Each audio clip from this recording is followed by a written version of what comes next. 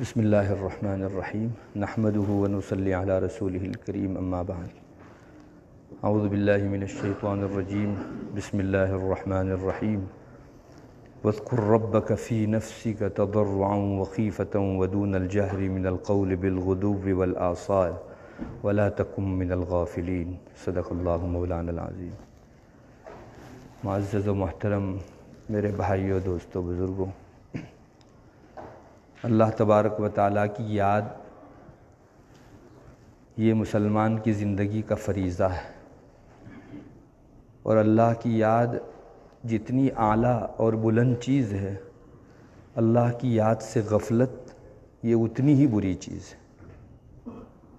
اللہ کی یاد دنیا میں جتنی اچھی اور بہتر چیز ہے، اللہ کی یاد سے غفلت برتنا اتنی ہی درجے کی بری چیز ہے۔ صوفیہ کے یہاں تو دنیا میں جتنے بھی گناہ پائے جاتے ہیں ان سب کی جڑ اور سب کی بنیاد غفلت ہے۔ اللہ کی یاد سے جب غفلت ہوتی ہے تبھی گناہ ہوتا ہے۔ مومن کو اگر اپنا رب یاد رہے تو اس کے گناہ کی طرف بڑھتے قدم بھی رک جاتے ہیں۔ تو صوفیہ فرماتے ہیں دنیا میں سارے گناہ لے لو، ان سب کی لنک اگر جا کے جڑتی ہے تو غفلت کے ساتھ جڑتی ہے۔ اسی لیے قرآن کریم میں اور دوسری جگہوں کے اوپر اللہ تبارک و تعالیٰ کی یاد کا جہاں مضمون آیا ہے وہیں اس سے غفلت سے پرہیز کا بھی تذکرہ آیا ہے۔ میں نے ابھی جو آپ کے سامنے آیت کریمہ پڑھ کر سنائی، اللہ تعالیٰ دونوں چیزیں ذکر فرماتے ہیں۔ وَاذْكُرْ رَبَّكَ فِي نَفْسِكَ، اللہ تعالیٰ فرماتے ہیں کہ اپنے رب کو یاد کرو، اپنے جی میں یاد کرو۔ تضرعا وخیفہ، تمہارے دل میں رونے کی کیفیت بھی ہونی چاہیے اور ڈر بھی رہنا چاہیے اللہ تعالیٰ سے۔ ودون الجہر من القول بالغدو والآصال، کوئی بہت بلند آواز سے ضروری نہیں ہے، بلند آواز سے تھوڑی پست آواز ہونی چاہیے، اور صبح اور شام ہر وقت اللہ تعالیٰ کی یاد ہونی چاہیے۔ ولا تکن من الغافلین، وہاں ذکر آیا اللہ کا، اور یہاں ابھی آیت ختم نہیں ہوئی کہ اللہ تعالیٰ فرما رہے ہیں کہ اللہ کی یاد سے غافل مت ہو جاؤ۔ دونوں مضمون کو ایک جگہ قرآن ذکر کر رہا ہے۔ اللہ کی یاد سے غفلت مومن کی شان ہی نہیں ہے۔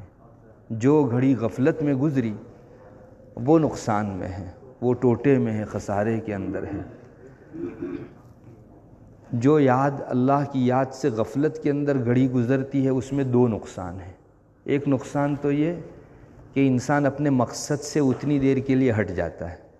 ہمارے دنیا میں آنے کا مقصد اللہ کی یاد ہے، تو جتنی دیر وہ اللہ کی یاد سے ادھر ادھر رہا تو اپنے مقصد سے اور راستے سے ہٹا ہوا۔ اور دوسرا نقصان یہ ہوتا ہے کہ اللہ کی یاد سے غفلت جب ہوتی ہے تو شیطان کو حملہ کرنے کا موقع مل جاتا۔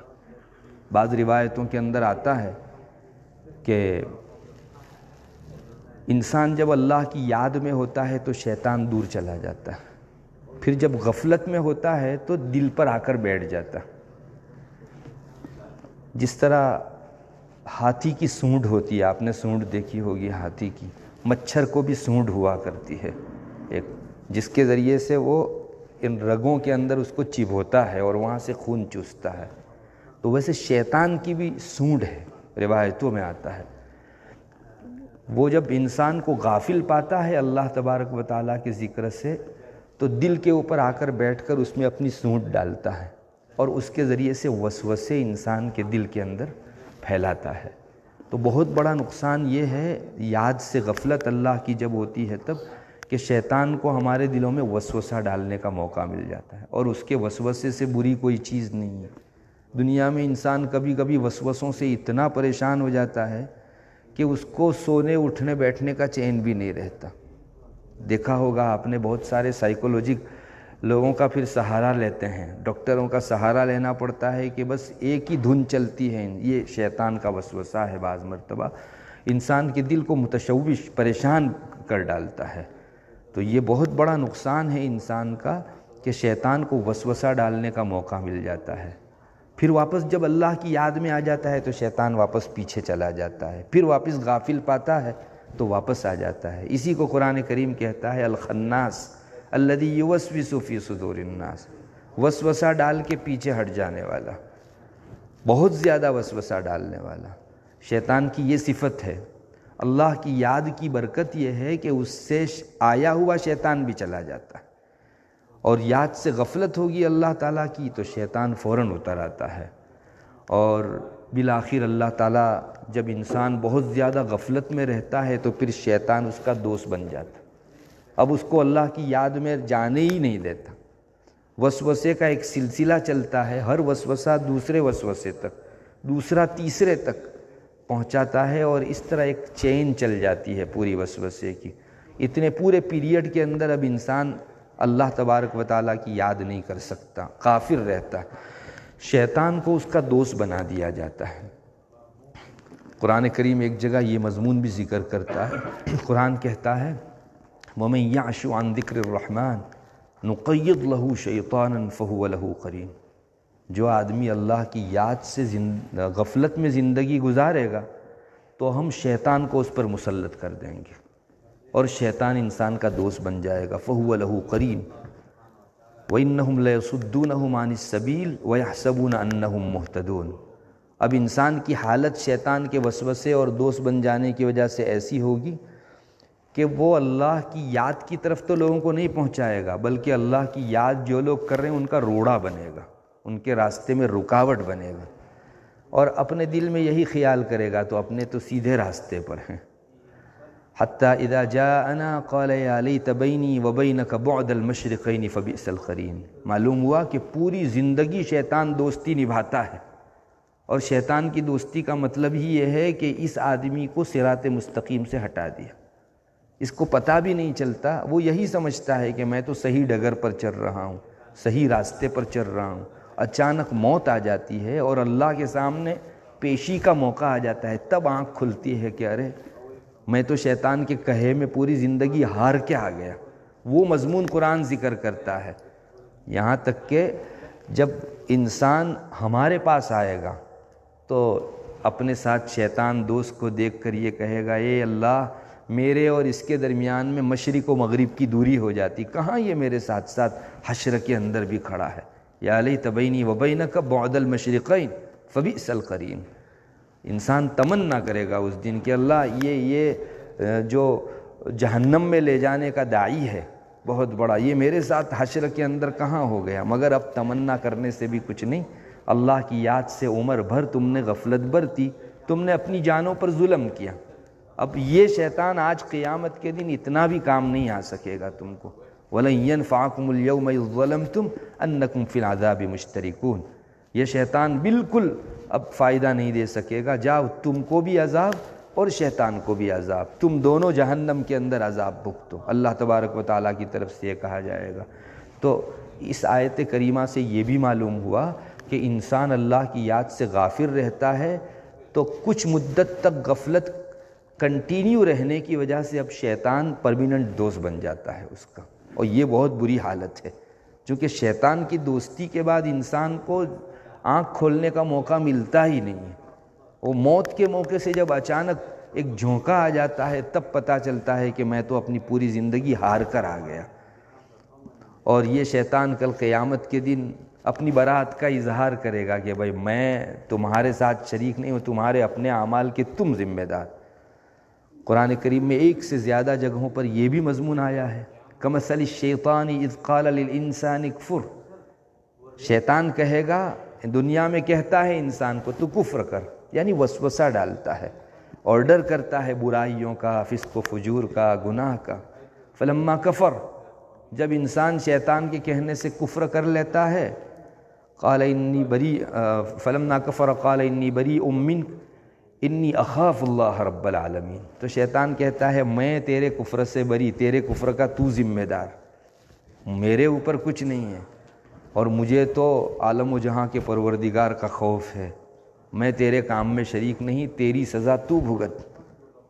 اس سے معلوم ہوا کہ بڑا بے وفا دوست ہے وہ۔ ایک مرتبہ اگر ہم نے اللہ کی یاد سے غفلت برتی تو اس کی دوستی ہمارے ساتھ لگ جاتی ہے، اور یہ ایسی ذات ہے شیطان کہ ایک مرتبہ کفر کروا کے پیچھے ہٹ جاتا ہے اور سارا بوجھ انسان کے ذمے میں ڈالتا ہے۔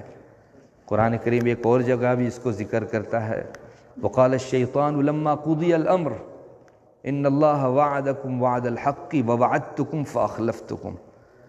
شیطان جب اللہ کے یہاں فیصلہ ہو جائے گا کہ بھائی ان کو جنت اور ان کو جہنم، تو پھر شیطان انسان کے پاس آئے گا جو جہنم میں انسان گیا ہے اس کے پاس، اور کہے گا اللہ نے سچا وعدہ کیا تھا کہ تم اللہ کی یاد کرو گے جنت میں جاؤ گے، اور میں نے جھوٹا وعدہ کیا تھا کہ تم اللہ کی یاد سے غفلت میں رہو، دنیا کے انجوائے کرو اور دنیا میں مشغول رہو، لیکن میں نے وعدہ خلافی کی۔ وما كان لي عليكم من سلطان الا ان دعوتكم فاستجبتم لي۔ میرا کام دنیا میں اتنا تھا، مجھ پر بوجھ مت ڈالو، میں نے تو صرف تم کو ایک پکار لگائی اور تم میرے پیچھے پیچھے چلے آئے۔ بہت سے اور بھی تھے جو میرے پیچھے نہیں آئے، وہ سیدھے راستے پر گئے، لیکن تمہاری بد نصیبی تھی کہ تم میری آواز کے اوپر میرے پیچھے پیچھے چلے آئے۔ ما انا بمصرخکم وما انتم بمصرخی، میری کوئی زبردستی نہیں تھی، میں نے تو صرف وسوسہ ڈالا تھا، تمہاری شامت اعمال تھی کہ تم نے جو ہے میرے پیچھے چلنا شروع کر دیا۔ انی کفرت بما اشرکتمونی من قبل، تم نے جو کچھ دنیا میں شرک کیا، کفر کیا اور اللہ کی یاد سے غفلت، فسق و فجور جو کچھ کیا اس کے تم ذمہ دار۔ میں تو انکار کرتا ہوں، اللہ تعالیٰ کی یاد ہونی چاہیے تھی، یہ کہتا ہوں۔ دیکھیے یہ ڈبل منہ والا شیطان جو ہے اس دن انسان کا ساتھ چھوڑ دے گا۔ زندگی بھر یہی کہتا رہا کہ میں ہوں تمہارے ساتھ، میں ہوں تمہارے ساتھ، لیکن جب موقع آیا تو الگ الگ جگہوں پر قرآن ذکر کرتا ہے کہ شیطان پیچھے ہٹ جاتا ہے۔ اس لیے صوفیہ فرماتے ہیں کہ شیطان کے وسوسوں سے بچنا ہو تو اللہ کی یاد میں مشغول رہو، بہترین علاج ہے۔ بہت سے لوگ بیچارے پریشان ہوتے ہیں کہ بار بار وسوسہ آتا ہے، بار بار وسوسہ آتا ہے، دامن چھڑا نہیں سکتا۔ پریشان ہونے کی ضرورت نہیں ہے، اللہ کی یاد میں مشغول ہو جاؤ، انشاءاللہ شیطان کا پیچھا چھوٹ جاوے گا۔ قرآن کریم میں اگر غفلت کا مضمون آیا ہے تو اللہ کی یاد کا بھی مضمون آیا ہے۔ جو ہی اللہ کا ذکر ہوتا ہے شیطان اس جگہ باقی نہیں رہ سکتا۔ جس طرح یہ گبریلا ہوتا ہے، گوبر جو ہوتا ہے جانور کا، اس میں ایک کیڑا رہتا ہے، اس کو عربی کے اندر گبریلا کہا جاتا ہے، گوبر کا کیڑا، ناپاکی اور پلیدی کے اندر وہ کیڑا رہتا ہے، اس کی دنیا ہی بدبو، وہ ہمیشہ اسی میں جیتا ہے، گوبر کے اندر۔ علماء فرماتے ہیں، ملا علی قاری فرماتے ہیں کہ اس کو گوبر سے اور بدبو سے اتنی محبت ہو جاتی ہے کہ مشک اس کو تھوڑی دیر کے لیے سونگھا دیا جائے تو وہ تاب نہیں لا سکتا، مر جائے گا فوراً۔ وہ گبریلا جو ہے مشک کی خوشبو کی تاب نہیں لا سکتا۔ ویسے شیطان بھی ہے، اس کو اللہ کی یاد سے غفلت کے گوبر میں اتنا زیادہ دلچسپی ہے کہ اس کو اللہ کی یاد جہاں آتی ہے وہاں رہ نہیں سکتا، اس کا وجود باقی نہیں رہ سکتا۔ انسان جس جگہ رہتا ہے اس جگہ کا عادی ہو جاتا ہے۔ بہت سے لوگ خوشبو کے عادی ہیں تو ان کو بدبو، جیسے عام انسان کی فطرت یہی ہے کہ بدبو ایک کل ان کو نہیں بھاتی، اور بہت سارے لوگ بدبو میں رہنے کے عادی ہو جاتے ہیں تو ایسا ہے کہ ان کو خوشبو نہیں بھاتی۔ ایک واقعہ بہت مشہور ہے، آپ نے بھی سنا ہوگا۔ ایک مرتبہ یہ جو چمڑوں کا کام کرتے ہیں، چمار جن کو کہا جاتا ہے، بدبودار چمڑا لاتے ہیں، اس کو صاف کرتے ہیں، پھر اس سے چیزیں بناتے ہیں۔ تو چمار کا ایک بچہ تھا، وہ ایک مرتبہ اس محلے میں چلا گیا جہاں عطر بکتا تھا، خوشبوئیں بکتی تھی، تو جو ہی گزرا وہاں بے ہوش پڑ گیا۔ لوگوں نے مختلف علاج کیے اس کے، کوئی یہ لایا، کوئی وہ دوائی لایا، کسی نے یہ سنگھایا وہ سنگھایا، لیکن وہ ہوش میں آنے کا نام نہیں لیتا۔ ایک بوڑھا ادھر سے جا رہا تھا، وہ پہچانتا تھا اس کو، اس نے کہا کچھ کرنے کی ضرورت نہیں ہے، ایک بدبودار چمڑے کا ٹکڑا لا۔ چنانچہ ایک بدبودار چمڑے کا ٹکڑا منگوایا گیا، اس کے ناک پر رکھا، جوں ہی ناک پر رکھا بیٹھا ہو گیا فوراً۔ وجہ اس کی یہ تھی کہ وہ بدبو کا اتنا عادی ہو چکا تھا کہ خوشبو سے اس کو دشمناوٹ، اب خوشبو سونگھی بے ہوش ہو گیا، اور بدبو جو اس کے ذوق کی چیز تھی جب اس کے سامنے لائی گئی تو وہ بحال ہو گیا۔ تو حالت یہ ہوتی ہے انسان کی غفلت کے اندر کہ پھر وہ عادی بن جاتا ہے، اللہ کے ذکر کے حلقے میں اس کا جی نہیں لگتا۔ آپ لوگوں نے دیکھا ہوگا نماز جب ہو جاتی ہے، خاص کر کے عصر اور فجر کی نماز کے بعد، دعا میں بھی انسان بعض مرتبہ بیٹھ نہیں سکتا، ایک بڑا طبقہ سلام پھیرا نہیں کہ فوراً چل جاتا ہے، حالانکہ اب آئے ہی ہیں اللہ کے عبادت کے لیے تو نماز کے فوراً بعد جب دعا ہوتی ہے اس وقت تک تو کم سے کم انسان رہے۔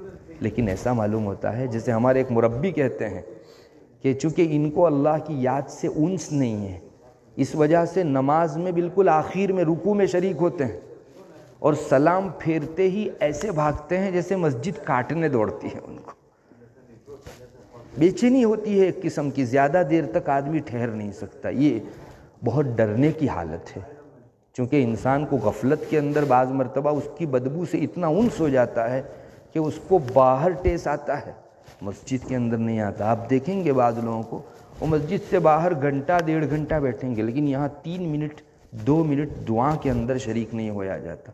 کسی کا کام ہے ایک الگ بات ہے، لیکن میری طبیعت اگر گھبراتی ہے مسجد میں رہنے سے، ذکر سے، تو یہ بہت بری حالت ہے۔ میں بدبو کا عادی ہو چکا ہوں، اس طرح کی حالت میری ہو گئی ہے۔ اسی لیے کہتے ہیں کہ ذکر سے انس پیدا کرو، ذکر کے حلقوں میں، بزرگوں کی مجلسوں میں ہمارا جی ٹھنڈا ہونا چاہیے۔ ایسے حضرات اللہ کے نیک بندوں کی مجلس میں بھی نہیں ٹھہر سکتے، چونکہ ان کی عادت ہی غفلت ہو چکی ہوتی ہے۔ اس لیے ہم کو اچھی حالت پیدا کرنے کی ضرورت ہے۔ کثرت ذکر سے، خوشبو سے انسان مانوس ہوتا ہے، اور ذکر سے غفلت کرنے کی بنا پر دوسرے ماحول سے مانوس ہوتا ہے۔ سب سے بہترین جگہ مسجد ہے، سب سے بری جگہ مارکیٹ ہے۔ یہ ایک تھرمومیٹر ہے، آپ کا جی کہاں زیادہ لگتا ہے۔ اگر آپ مسجد میں ایک انس پاتے ہیں تو سمجھو آپ ترقی کی راہ کے اوپر ہو، اور اگر آپ کو مسجد میں گھبراہٹ ہوتی ہے یکسوئی اور اللہ کی کتاب کھول کر پڑھنے میں یا ذکر کرنے کے اندر آپ کا جی نہیں لگتا، ابھی بازار جاؤں تب مارکیٹ جاؤں اس طرح کا جی چاہتا ہے، اور وہاں بیٹھنے میں ایک اچھی خاصی آپ کو راحت و آرام معلوم ہوتی ہے، تو یہ بہت بری حالت ہے۔ تھرمومیٹر میں ہمارے ایمان کا پارہ بہت نیچے ہے، اس لیے اس کو سدھارنے کی ضرورت ہے۔ انشاءاللہ یہ بزرگوں سے قریب رہنے کی بنیاد پر، ان کی مجلسوں میں حاضری دینے کی بنیاد پر انسان میں یہ صفت پیدا ہوتی ہے۔ خربوزے سے خربوزہ رنگ پکڑتا ہے۔ ان حضرات نے اپنی زندگی وقف کر دی ہے، ان کو اللہ سے انس ہے، تو ایسے لوگوں کے پاس بیٹھنے کی وجہ سے ہمارے دلوں میں بھی اللہ سے انس پیدا ہوگا، اور یہ انس قبر میں کام آئے گا۔ آج ہماری حالت یہ ہے کہ ہم 5 منٹ کے لیے یکسوئی کے ساتھ نہیں بیٹھ سکتے، موبائل چاہیے یا نیٹ چاہیے یا دنیا کی کوئی چیز چاہیے، گھبرانے لگتی ہے، یا تو فرینڈ سرکل میں جا کر بیٹھنے کو جی چاہتا ہے۔ ان لوگوں کی حالت بہت خراب ہے، چونکہ آنکھ بند ہونے کے بعد صدیاں گزارنی ہے قبر میں، وہاں کون سی موبائل یا نیٹ قسم کی چیز ہوگی۔ جس نے اللہ سے انس پیدا نہیں کیا اس کو قبر میں برزخ کے عالم میں بڑی مشکل ہے، ایک لمبا عرصہ گزارنا ہے، وہاں کس چیز کا انس ہوگا۔ اسی لیے کہتے ہیں کہ دنیا کے اندر کچھ دیر بیٹھ کے جی نہ چاہے تو بھی اللہ سے لو لگاؤ، تاکہ جہاں صدیاں گزارنی ہے اس جگہ ہمارا دل اللہ تعالیٰ سے مانوس ہو سکے۔ اور جس کو اللہ سے انس ہو گیا برزخ ہی اس کے لیے جنت ہے، چونکہ میں ہوں اور رب کا مشاہدہ ہے۔ انسان کو اپنا مقصد مل جاتا ہے، اس نے تو دنیا ہی کے اندر اپنے رب سے لو لگائی تھی، محبت کی تھی، انس پیدا کیا تھا، تو برزخ کا لمبا عالم اکیلے رہتے ہوئے اس کو کوئی پریشانی نہیں ہوگی۔ اللہ تبارک و تعالی ہمارے ضمیر کو، دلوں کو اپنے آپ سے، اپنی ذات سے جوڑ دے، اور دنیا میں جو ذکر کی غفلت ہے اس برائی سے ہماری پورے حفاظت فرماوے۔ وآخر دعوانا الحمدللہ رب العالمین۔ سبحان اللہ وبحمدہ، سبحانک اللہم۔